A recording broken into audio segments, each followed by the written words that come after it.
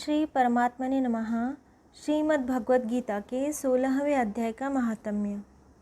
श्री महादेव जी कहते हैं, पार्वती, अब मैं गीता के 16वें अध्याय का महात्म्य बताऊंगा। सुनो। गुजरात में सौराष्ट्र नाम का एक नगर है। वहाँ खड़गबाहु नाम के राजा राज्य करते थे, जो दूसरे इंद्र के समान प्रतापी थे। उनके एक हाथी था जो मद बहाया करता और सदा मद से उन्मत्त रहता था। उस हाथी का नाम अरिमर्दन था। एक दिन रात में वह हठात सांकलों और लोहे के खंभों को तोड़ फोड़कर बाहर निकला। हाथीवान उसके दोनों ओर अंकुश लेकर डरा रहे थे, किंतु क्रोधवश उन सबकी अवहेलना करके उसने अपने रहने के स्थान हथीसार को ढहा दिया।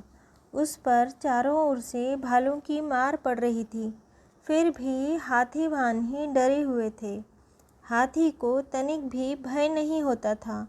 इस कुतूहलपूर्ण घटना को सुनकर राजा स्वयं हाथी को मनाने की कला में निपुण राजकुमारों सहित वहां आए।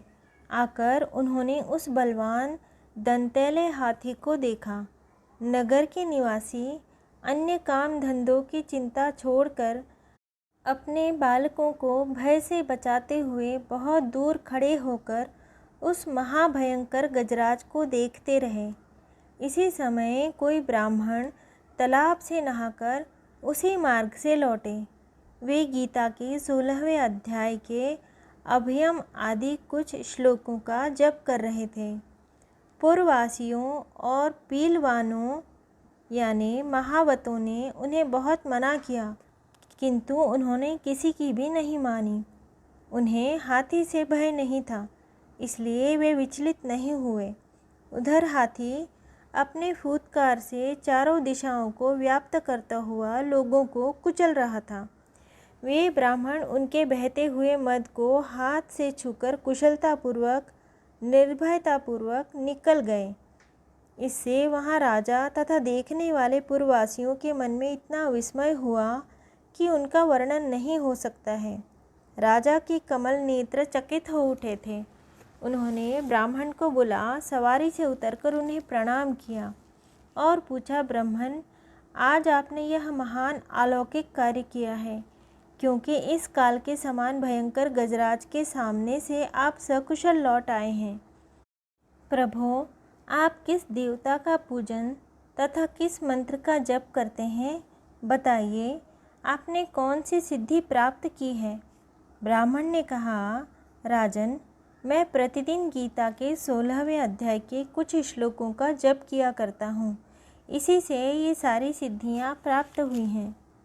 श्री महादेव जी कहते हैं, तब हाथी का कुतूहल देखने की इच्छा छोड़कर राजा ब्राह्मण देवता को साथ ले अपने महल में आए। वहाँ शुभ मुहूर्त देखकर 1,00,000 स्वर्ण मुद्राओं की दक्षिणा दे उन्होंने ब्राह्मण को संतुष्ट किया और उनसे गीता मंत्र की दीक्षा ली। गीता के 16वें अध्याय के अभयम आदि कुछ श्लोकों का अभ्यास कर लेने के बाद उनके मन में हाथी को छोड़कर उसके कौतुक देखने की इच्छा जागृत हुई। फिर तो एक दिन सैनिकों के साथ बाहर निकलकर राजा ने हाथीवानों से उसी मत्त गजराज का बंधन खुलवाया। वे निर्भय हो गए।